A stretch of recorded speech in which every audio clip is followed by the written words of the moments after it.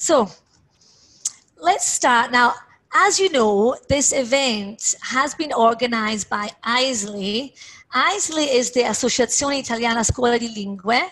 And for those of you who don't know, it was established 41 years ago, and we are recognized by MUIR for teacher training. That means that teachers can use their carta docente in all member schools. AISLi is known as a leader in Italy for language training excellence. And today it really is a great honor to welcome Herbert Puchta for this webinar. Herbert Puchta is a writer and an international teacher training. He has talked at seminars and workshops in over 50 countries, giving teachers new insights on how to make their lessons more compelling and how to increase language learning. Today, he will be sharing his experience of teaching during lockdown, and it really is a pleasure for me to introduce him to you all. So I'll just pass you over to Herbert. Just give me a second. Okay. Okay. Well, thank you very much, Joanna, for this nice introduction. Hello, everybody. Good to be with you. Thanks for your interest in this session. And let's get started right away. I hope you're all well. And I'm looking forward to sharing some ideas, some practical ideas also with you today. Well, let's first of all have a little overview of the things that I'm hoping to cover in this session. Well, first of all, we are going to look at the principles of emotional and cognitive engagement. This is, I believe, something that we always need to come back to and keep in mind, especially when the going gets a bit tough and when there are challenges, because there's no way we could actually be successful as teachers if we're not able to, or if we don't know how to, or if we don't at least try, and they will appreciate, to engage them both emotionally and cognitively. I will then share some personal experiences with you that I made when during the lockdown situation, teaching a group of primary kids here in Austria. I'm going to elaborate a little bit on these experiences, but only to the extent where these experiences are useful also and relevant also for colleagues who teach at Scuola Media or even Scuola Superiore. So the sort of starting point of my personal experiences is this class of primary students that I have been teaching for 3 years now. I'll tell you about it a bit later. And I taught them online, so from basically end of March until the end of the school year. And it was a fascinating experience for me, and I'd like to share some of my insights, make recommendations based on these insights for both teaching young learners and teaching students in secondary classrooms. And then I'll make a number of propositions that will help to enrich the teaching methodology that was used under lockdown conditions, or is still used in some countries. I had a webinar for some colleagues in Brazil the other day. Of course, they're still under heavy lockdown.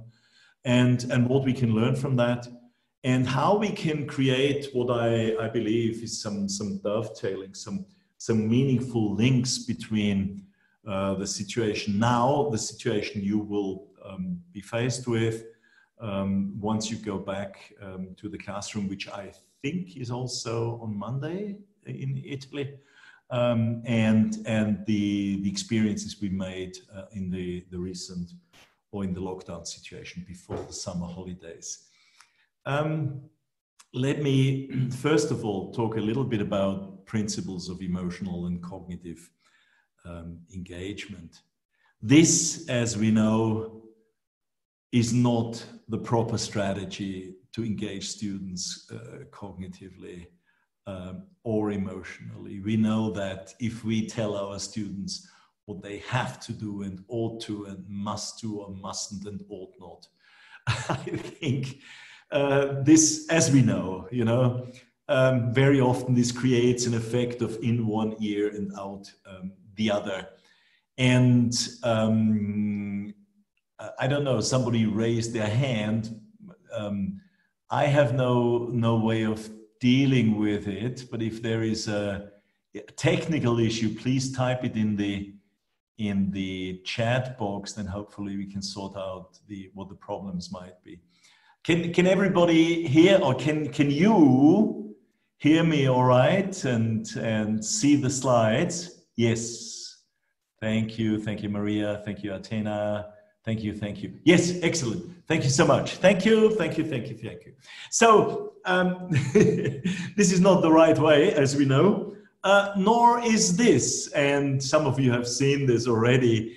My son photoshopped this for me once as a visual metaphor of what some teachers try to do when they are a bit desperate when it comes to the teaching of teenage students. Then they kind of like think, well, I have to sort of become a teenager myself, okay? I have to sort of curry favor with my teenage students. And we know this doesn't work, actually, because teenagers really need guidance. They are very, very insecure, even if they pretend to be so cool. Deep down, they are very insecure very often. They're growing up in a very difficult world. We must not forget this. So let's not pretend we are one of them. We are not, and I think we don't and shouldn't want to be. And again, you may have seen this. I'd like to kind of present another visual metaphor, a cartoon by Gary Larson. It's a two-part cartoon, and the first one is what we say to dogs. I mean, I'm not a dog owner, so I can't include myself in the collective we there, but what people say to dogs. Okay, Ginger, I've had it. You stay out of the garbage. Understand, Ginger? Stay out of the garbage or else. And in the second part, we see what they hear, what they understand. Blah, blah, Ginger, blah, blah, blah, Ginger, blah, blah, blah, blah, Ginger, blah, blah, blah, blah. And I know we are not teachers of dogs, but I think this is a lovely metaphor of what the human brain is actually about. Like this dog brain here, like this dog who only hears his or her name, okay, or its name, right? Ginger. Everything else is blah, blah, blah. So the only thing that is relevant to this dog is Ginger. So metaphorically, I think we need to make sure we get as much Ginger into our lessons as possible. That's what I would like to say, metaphorically speaking. And let's have a look at the three main principles of emotional and cognitive engagement. Well, the first one is about understanding and relevance. One of the key things that I learned from neuroscientist James Zull about the human brain is that the brain's number one interest is survival. Survival of the individual and survival of the group, survival of humankind. And this is why the brain, first of all, initially wants to learn. The brain wants to learn, but it only wants to learn things that help the brain to survive better. So anything that is not regarded as relevant, anything that doesn't lead to a better understanding or a perceived better way of understanding will actually not be listened to, will actually not be regarded as relevant, okay? Secondly, we need to be concerned with progress. Learning and understanding is about progress. If I don't make progress, I stand still in my development. This is why the brain is interested in activity, as long as it's seen meaningful and relevant, remember? And it's curious too, that when it comes to movement, the brain is not only interested in movement, it's also interested in what is called anticipated movement. I'll give you a little example here. Imagine you're planning to go away for a weekend, have some time off somewhere at a great place. In my case, that would be a place in Italy. And when we are in this place and we are there to enjoy ourselves, we are there to, I don't know, take a swim in the sea or what have you, and go for great meals and what have you, and have a few nice glasses of wine. You are excited about this. It's great. We can recharge our batteries, etc., etc., etc. So we love this. We get emotional engagement. But we also get engagement from planning a weekend like that. We get emotional engagement, we get positive feelings by thinking ahead, by anticipating such a weekend. I don't know about you, I'm a runner. I love running. I go running 3 or 4 times a week for half an hour, for 40 minutes. And it gives me joy to run. But likewise, it gives me joy to think about running. So anticipating movement, anticipating activity gives us joy. And this is a process, a cognitive process that's very interesting. And that is at the core of a successful reading process. So when students read a narrative, for example, when they read a novel, when we watch a movie, what we do is we're sitting somewhere, it's long past midnight, we can't put our book down, okay? Why is that? Well, we want to know where the story goes. We are anticipating the direction of the story. We sit in a film, we sit in a cinema, we're watching a movie. We want to know where the story goes. And if it goes in the desired direction, we are pleased. If it doesn't, we are sad or disappointed, etc. Okay? So there is this need in our students to anticipate movement, and that works extremely well for us when we engage them in listening and in reading activities, if what they read is seen as relevant for them, okay? Somebody say, I wouldn't be full of joy if I had to anticipate running, okay? Well, maybe in your case it's swimming, or maybe it's something else. Let's think about this progress. Let's think about success for a moment.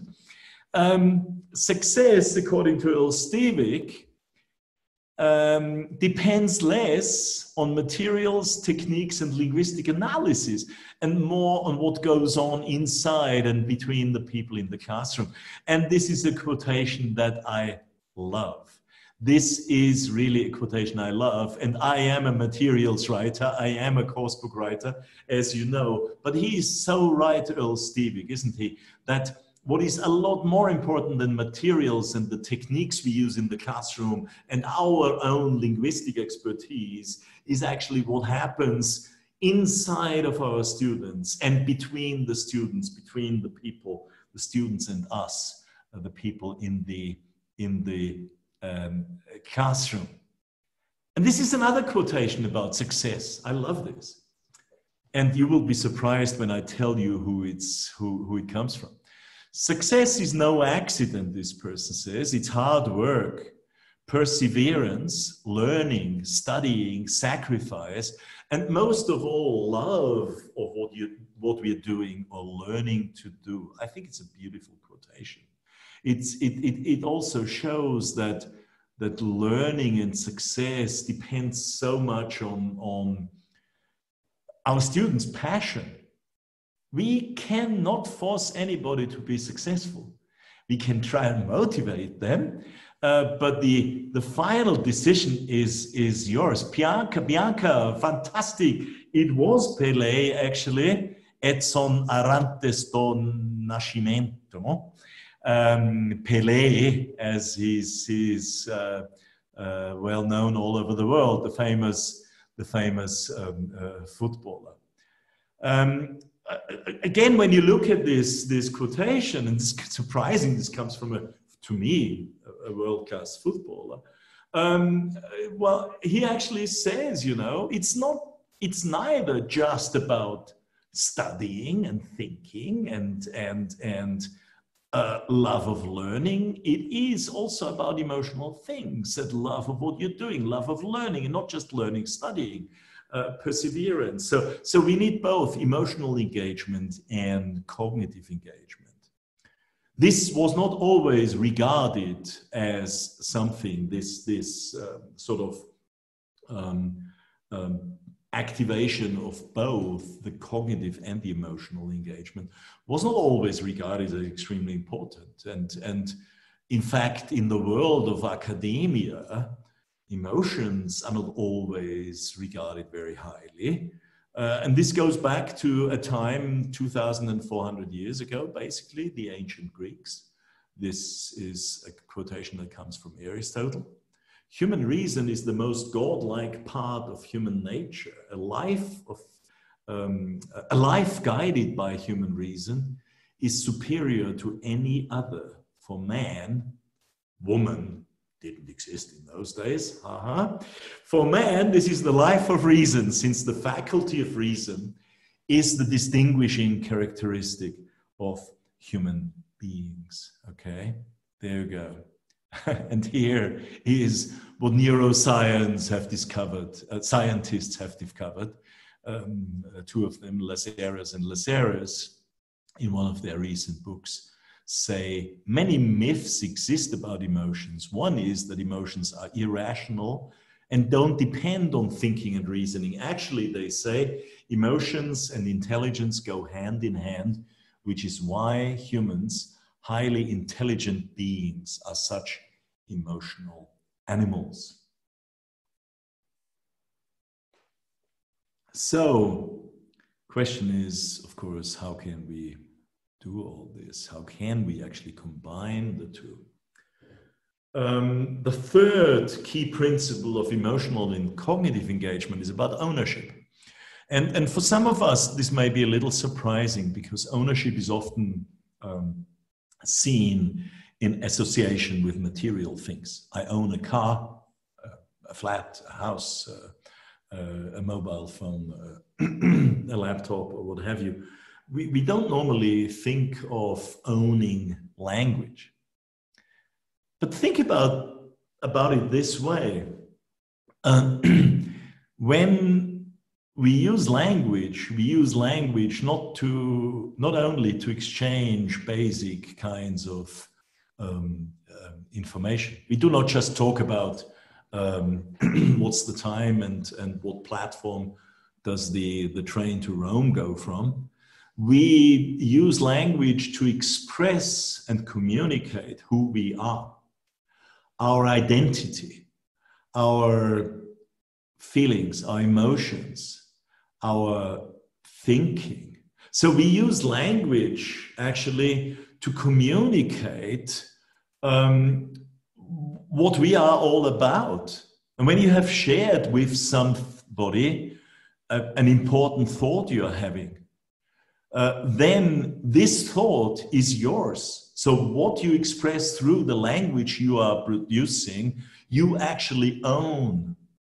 When I write a new book, and I've just written, it's not finished yet, the book's finished, the manuscript is finished, it'll be published next year, actually 2 books.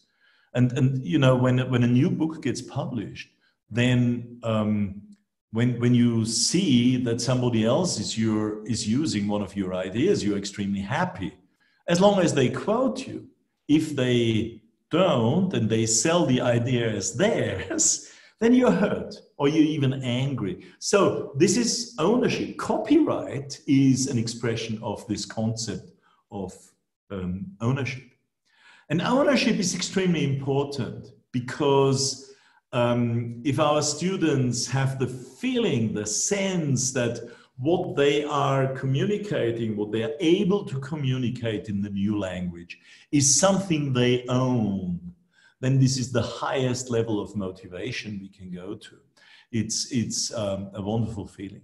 And when it comes to the learning process, we want our students to be in control a little bit. As James Zull, the famous neurobiologist, says, no outside influence or force can cause a brain to learn. And we know that, don't we?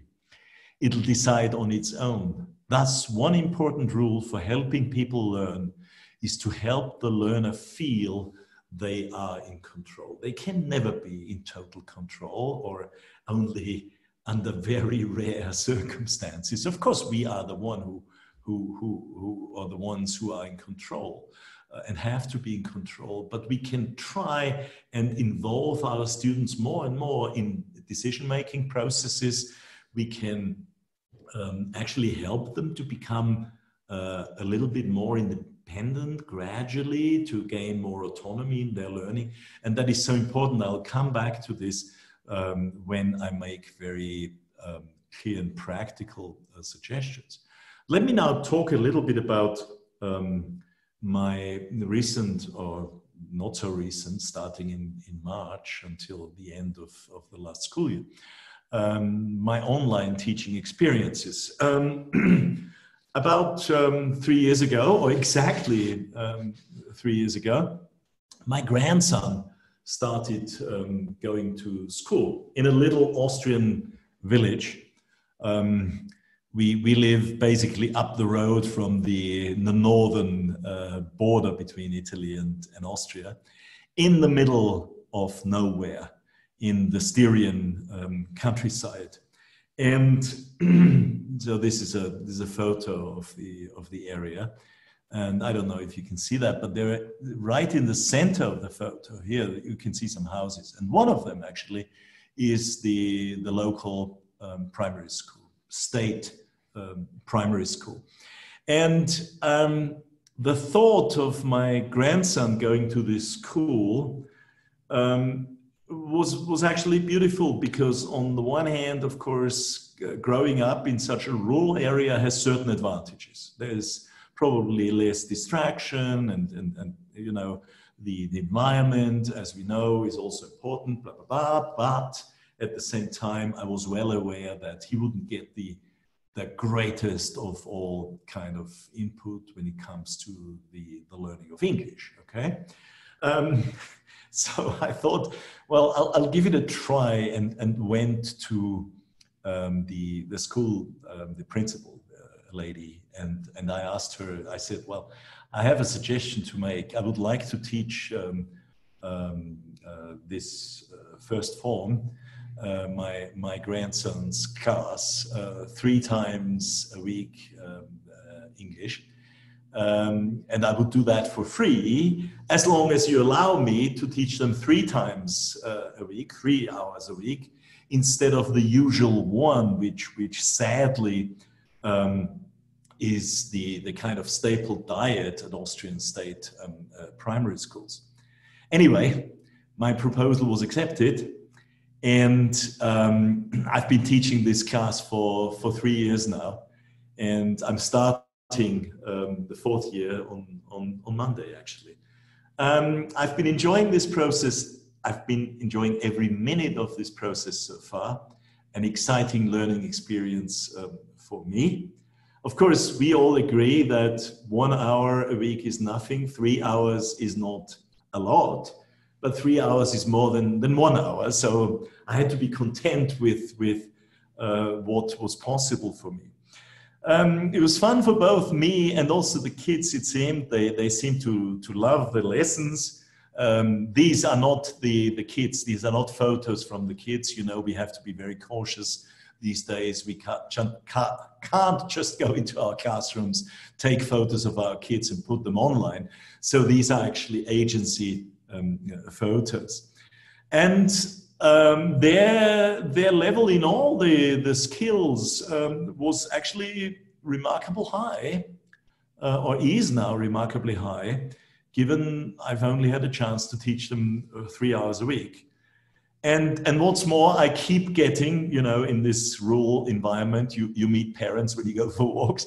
I keep getting quite a bit of unsolicited positive feedback from the parents. So everything was great, you know, until like March or whatever. And then out of the blue, everything changed because of the virus, as we know. And as we know, this is not the beginning of a dystopian novel. But it's the reality that we have all gone through in one way or another.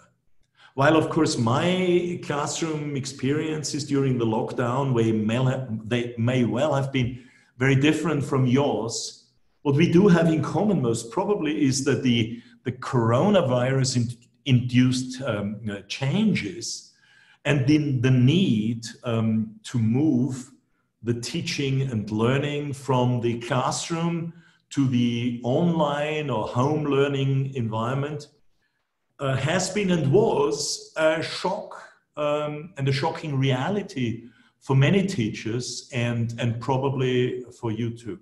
There's a question from Daniela. How old were they when I started teaching them? 6, okay?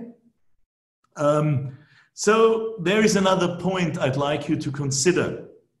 If what I've said above had indeed come from a dystopian novel, then the school lockdown would have been the turning point at which the teaching of English was taken over by computers. In such a dystopian scenario, algorithms would have been used to develop resources and activities, and the needs of every single learner would have been met. The pandemic scenario would have been balanced in some way through mountains of data being available on a global scale. And that's why the success of these so-called adaptive learning programs would have been a given and would have been great. But this, of course, is where the dream or the nightmare, depending on which side you are on,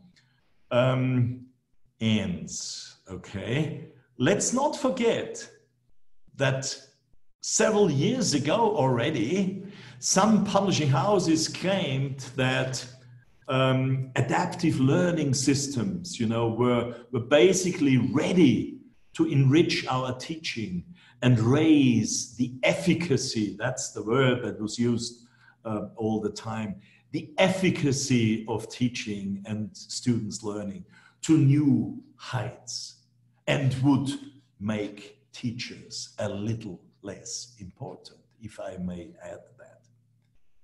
But interestingly, although now is a time when those algorithms could be invaluable if they were really able to do what was promised, they have not surfaced. They've left us in peace. And this raises the question for me, if they really were able to do what was promised, and what some publishing houses promised already years ago, why have we not seen them? Well, far from it, in fact.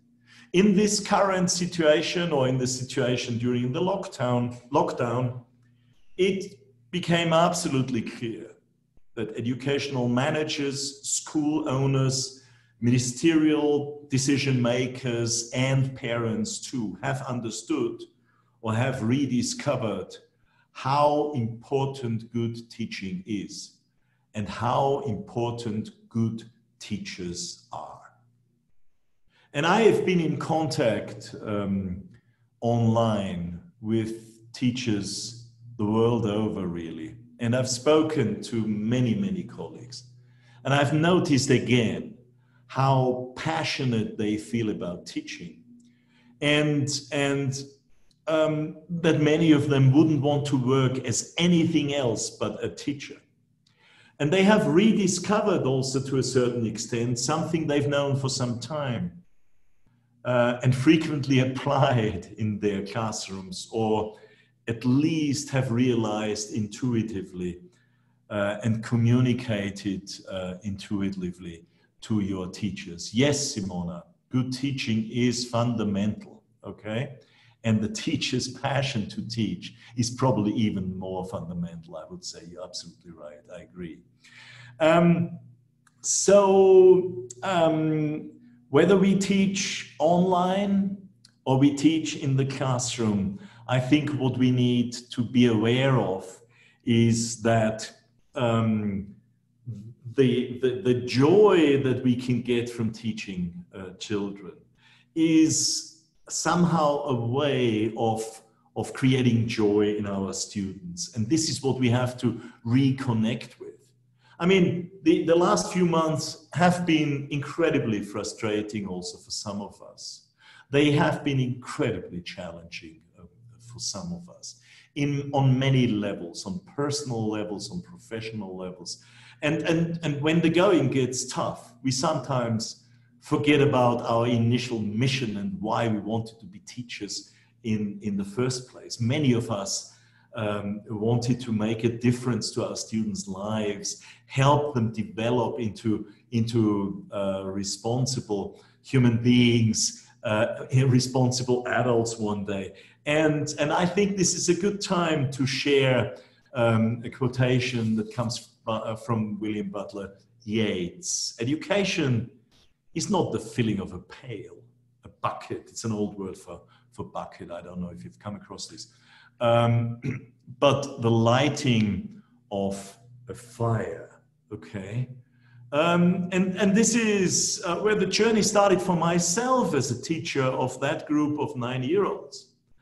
I had luckily discovered pretty early in my teaching career that we always need to bear in mind that a classroom is not a filling station where we fill up, you know, like a filling station for a car, where we fill up the students' empty brains with knowledge or language in our case. I have always seen, or I started to see the classroom more as a zone of, in Vygotsky's words, proximal developments, because there are many developments that we need to initiate in a classroom. I was lucky enough to meet colleagues and people who kind of like helped me to get my own thinking going.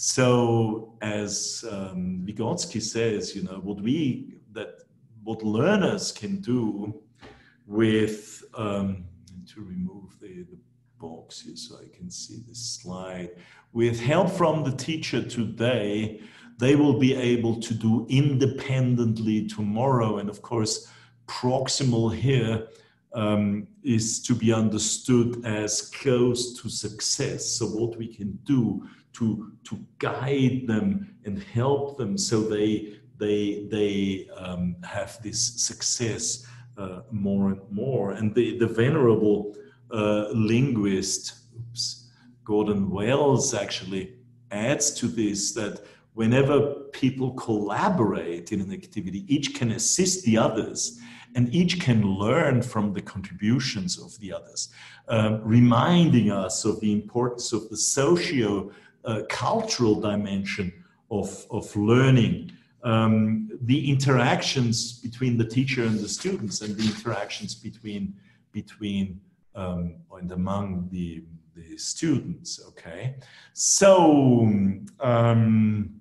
let's have a look at some of these things and what they practically mean in the classroom. Okay, I'd like to start here with my first online teaching tip, and I hope you don't think it's a bit OTT, a bit over the top. My first teaching tip, based on my experiences, is that we need to make sure that we offer plenty of opportunities for students to collaborate. We need to discuss this a little bit, right? Because of course, when this is the teacher here, the green circle, and here in front of their laptops or mobile phones or other devices, we have our students. And of course, we will need to start teaching them in such a way that we talk to them as a group, as a collective group, all at the same time in a kind of frontal classroom teaching situation. And we know this is important too. We know that, for example, when it comes to housekeeping announcements, when we need to explain tasks, when we need to clarify language, when we do storytelling or what have you, such a system is very, very important. But when we are in the classroom, when we stand in front of our students, when we work with our students, we will hopefully also use other social arrangements such as pair work. And it's so easy in the classroom, isn't it? We just ask them to turn to their partner. And we have a pair work arrangement, and we can work we can move from pair to pair, and we can help, and then we can observe, we can draw our conclusions, we can learn while we listen to them, etc., etc. But pair work and group work can never be done in cyberspace. Or can they? Well, I think they can, and I've been successfully using, or I was successfully using them with my students in these several months of lockdown. And how did I actually do that? I'll share this with you a little bit. It's something I initially started with the primary kids I was teaching, and then this spread to other secondary schools, because I work as a consultant for a number of secondary schools, and I give lots of webinars for people in many countries around the world. And people are saying this all works really well. So what I did was, with the help of my friends, the students' parents, because of course they were all in lockdown too. And they were, of course, extremely concerned with their students' learning. So my first online meeting was not with the students. My first online meeting was with the parents. And I discussed this with my parents, with my students' parents. Sorry. And I asked, forgive me. And I told parents that I needed a little help from them. So I asked them to set up for me what is now known, Claudia, as breakout rooms. We didn't do that with a very fancy system initially, because I was using GoToMeeting, and GoToMeeting, I think, doesn't have breakout rooms. So what I did was I had whole class meetings, and I asked parents to set up what I call a buddy learning system, where students met with each other, either on Skype or just using their mobile phone, using WhatsApp or using FaceTime or whatever these systems are called. I'm not going to promote any brands of systems, obviously. Also, I don't know many of them. And I asked them to set up these buddy systems, and parents actually, parents actually helped me create these buddy systems. I asked them to show an interest, to watch their kids, but not to judge them, not to freak out when they were making mistakes.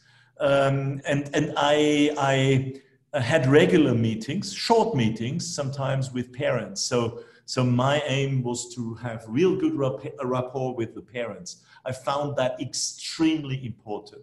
So my students met up in these buddy systems. And after I, for example, had introduced a new lexical set, and they learned from me how to pronounce those words, how to, and of course also after that they'd learned the meaning of these words, I asked them to do some homework and to study the words together, to do some pair testing using the kind of images in the course book they're using, covering up the words, testing each other, what's number one, what's number two, etc., etc., etc., doing lip reading, okay, look at my lips, read my lips. Learner A says a word, learner B has to guess it, but they say it. They only mouth it, they don't really say it, they just move their lips, and so on and so forth. They can do some reading, plus the follow-up activities, same with listening, occasionally some writing, and they can do speaking activities. They can practice speaking activities in pairs, and they can also test each other. That's a way of preparing for tests that has been shown in a great study as being one of the most powerful ways, most efficient ways of preparing for tests. And I didn't stop there. I also arranged students in speaking groups. And this is where, of course, if you have breakout rooms, in your system, like, for example, Zoom has breakout rooms. So you can arrange students to work in pairs or work in groups, and you can go from group to group and help them along, pretty much as you do in a classroom, actually. This is something that can work very well, and I'll have a few suggestions to make there. But I've just seen a question from Paola saying buddies may become bullies. Well, yes, of course that could happen, but this is why I actually engaged myself in setting up these buddy systems, suggesting to parents who should work with whom. And these buddy systems actually did not change frequently. I kept them in the same pairs. And of course, and we get problems, we know that, we can get problems. If there are problems, parents were watching their kids, they were very, very helpful. And of course, occasionally they asked me what they should do. So when we had our little meetings, I gave suggestions I don't know about Google Classroom, I'm sorry.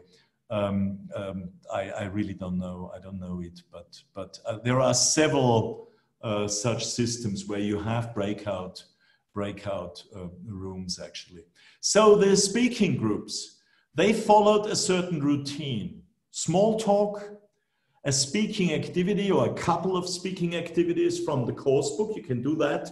If you are, say, a teacher of secondary students and you have your speaking activities in the course books and students are supposed to practice them, then you can actually get them to after explaining the language to them, and you can get them to do the speaking activities. In the speaking buddies activities, I didn't personally listen in to the students. Sorry about this. I got overexcited. Here we are. Okay. I didn't do that because they were mainly meeting up on their mobile phones. But if you have a system where you have breakout rooms, you can do that. Okay. So the routine would be a set of steps. Small talk, and the small talk would be things like, how are you? What time did you get up this morning? This was during lockdown, okay? What do you have for breakfast? What activity did you spend the most time on today? Etc., etc., etc. And then if and when I was present, you can't be present in each group at the same time, a bit of self-reflection afterwards. Like self-reflection, what did you learn today? What are the new words you learned today? What are you happy with? What do you think you still need to practice? Okay. The next point, we have, by the way, a bit of time at the end. So if you keep your questions for the end, it's probably easier. I can answer questions at the end. Online teaching tip number 4 is encourage students to produce short videos of presentations. And I'd like to and give you another personal example here. I was explaining to the kids that one thing I would like them to do, and I'm talking about these primary kids, is produce short videos, short sort of like show and tell kind of presentation videos, okay? My favorite toys, my bedroom, I'm having breakfast, etc., etc., etc. And I was explaining this to my students, and they were listening, and they got really excited about this idea when my own grandson said, can I make an unboxing video? And I actually had no idea what an unboxing video is. I actually had to Google it, and I found an explanation on Wikipedia. Unboxing is the unpacking of products, okay? Especially high-tech consumer products, okay? So, you know, a person, one of those YouTube influencers, okay? One of those YouTubers presenting a product by unpacking it, unboxing it, and then talking about how great this product is. And so my grandson, I discovered, likes those unboxing videos a lot, and they are all in English, and it was quite amazing. So I said, okay, go ahead, do one. Let's try that. So he collected his dad's latest smartphone and the box, and put everything in the box, and unpacked it and explained to the camera, produced this video. What a great product this is, okay? And awesome was a word that appeared 6 times at least, I think, in this video. But it was amazing, really, because his language was awesome.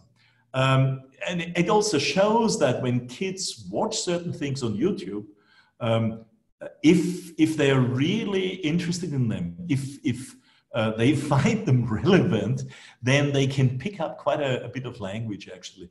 And I was quite fascinated by this. So they produce these videos, these short videos on their mobile phones. In the meantime, they have produced unboxing videos of toys, for example, also their favorite toys, okay?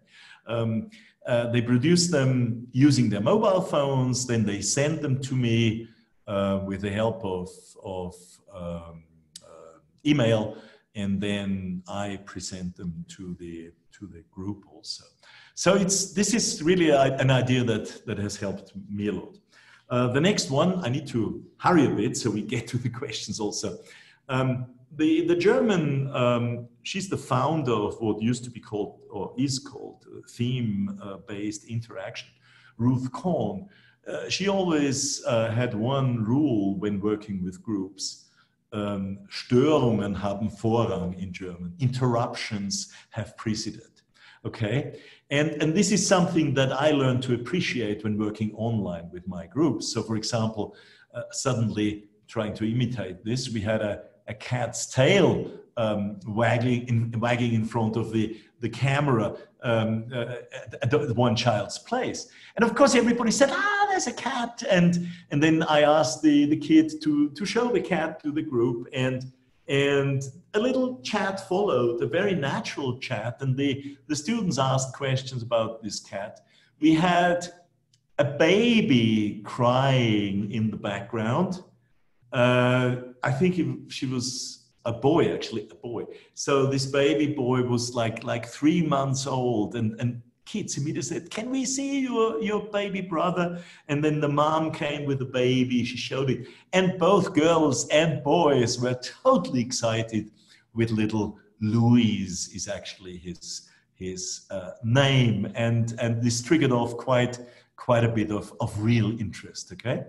I use an online clock to challenge the kids, how long they manage to talk for without using their own language. Works very, very well. They are keen to break their own record. I use, and this works both for media, even superior students and young learners. I use a glass jar. This is with young learners. I don't know if this works with adolescents. I have no idea. I've never tried it.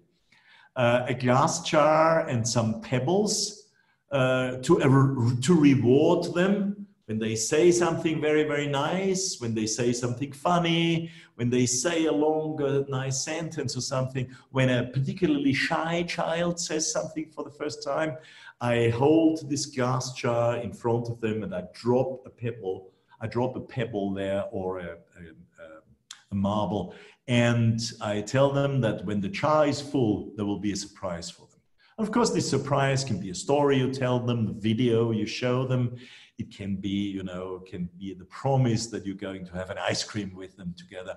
Once lockdown is over, I will have to go and have an ice cream with my kids. Another tip, have eye contact with your camera, not with your students. So if you have your students in front of you and you want to have eye contact with the kids in the lower half of the picture, if you look down there, they will not perceive this as eye contact. You have to look at where usually you have the camera light, because this is where, if you look and when you look there, your students will perceive this as eye contact with them. And last but not least, this of course is important, unless they are using the mobile phone to communicate with you, get them to actually promise they will switch them off. And it's funny really, like when you see these kids here, and as I said, they're not real learners. I just put in for kids, photographs of 4 kids from an agency. I paid for their photos. So they have this one learner has his eyes down. And if he has his eyes down constantly, in 80% of all the cases, it's their smartphone there. So when I notice this, I say immediately, have you got your smartphone? And they believe that you can actually see them. And I say, yes, switch it off quickly. Can you switch it to flight mode, please? So that's another, I think, useful practical suggestion. Okay, so my propositions. First of all, let me summarize my experiences. I think online teaching can work really well. I'm not saying it's better than classroom teaching, but it can work really well.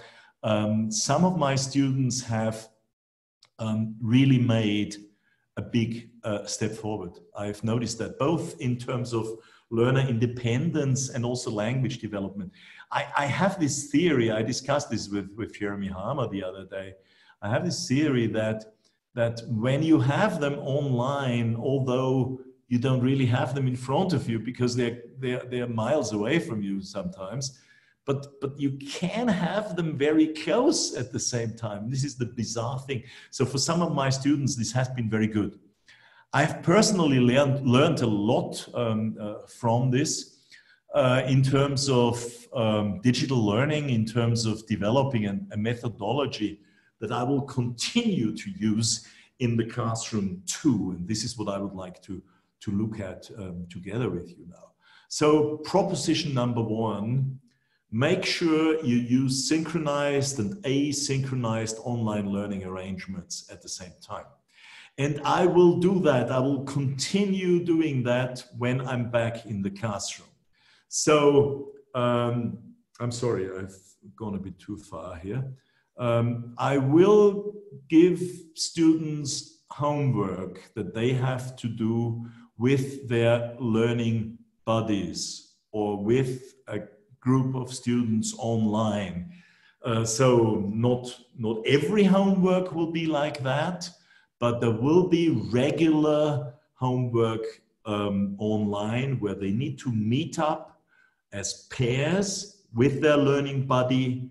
They need to meet up in groups. I think that is very important. Proposition number 2, online learning requires the development of autonomous learning strategies. So we need to make sure we invest the time needed to support our students in developing them. Look, we're now going back to online teaching, classroom teaching, and we all hope there will not be another lockdown. but we don't know. I mean, we hope there is not another lockdown, but helping them to be autonomous would help them enormously if there was another, and it will help them enormously anyway, even if there is no other lockdown situation. Make them feel they're in control. Remember the James Zull quotation. We can do that by giving them a little bit of power, so to speak, gradually and in a carefully structured way. Give them small choices first. Do you want to do exercise 3 first or exercise 4? Do you want to revise for the test now or at the end of the lesson? Give individual students choices. So say to a student, we've got 5 minutes left in this lesson. Sandra, please choose how we could spend them, okay? And every now and then create a plan for the lesson. Give them a list of instructions they have to do in this lesson, okay? Number 1, go to page so-and-so in your course book, read the text X and do the 2 follow-up activities then. Number 2, go to page so-and-so in your workbook, do this, do that. And tell them that they have to do these activities in this lesson, but they can do them in any order. They can do them at their own pace, and you are always there to help them if they come to you and ask for help. And don't forget to include open-ended creative tasks too. And later, create such a plan not just for one lesson, but maybe for a set of lessons or even for a whole week. That works very, very well if you do that gradually. Proposition number 3, enrich your classroom teaching with the help of best practice online teaching.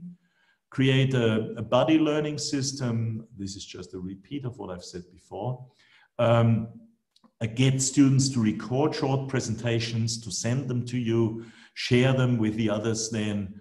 Have buddy and group speaking phases as homework and outside of the normal timetable. And this is my final tip, please keep, if possible, close contact with the parents. As I said, you don't need to meet up in person. It's often possible now to meet up with them online. Thank you for participating, and I'm actually looking forward to your questions now.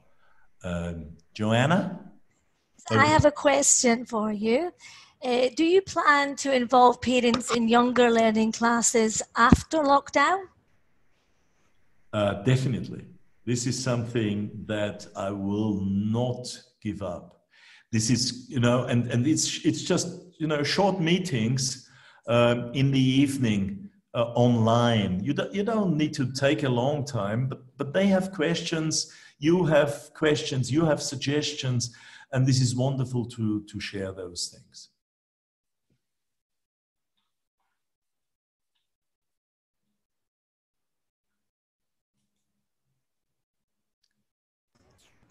I have another one for you. I know you've written a lot of books about learning through theatre. How can you apply theatre and role-playing to online teaching? Yeah, I mean, that's something that's great to do. I have one book actually that is called, what is it called? Get on Stage. And there you have scripts for plays, for different age groups and also different levels of language. And you can, first of all, present the language. You can play the recording to them. Then you can go through the language together with the kids, but then divide them up in small groups in their breakout rooms and get them to practice. And then you meet again in the whole online scenario, and you listen to them, you see how well they're doing, and you keep rehearsing like that. And I think it's a wonderful thing. That sounds really wonderful. Does anyone else have any more questions?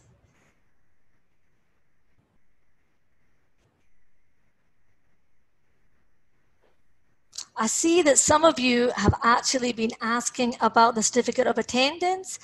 And I just wanted to say that at the end of the webinar, a link will appear. And once you've completed the survey on this link, we will send you a certificate of attendance. I see there's a question from Sonia Georgie. Herbert, I think can you? it's a very important question. So I saw it. Sonia was asking, it's gone now, the question.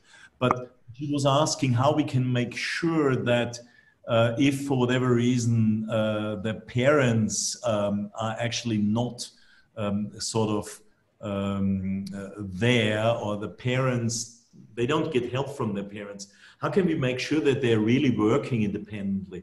Well, we cannot. We have to be honest also.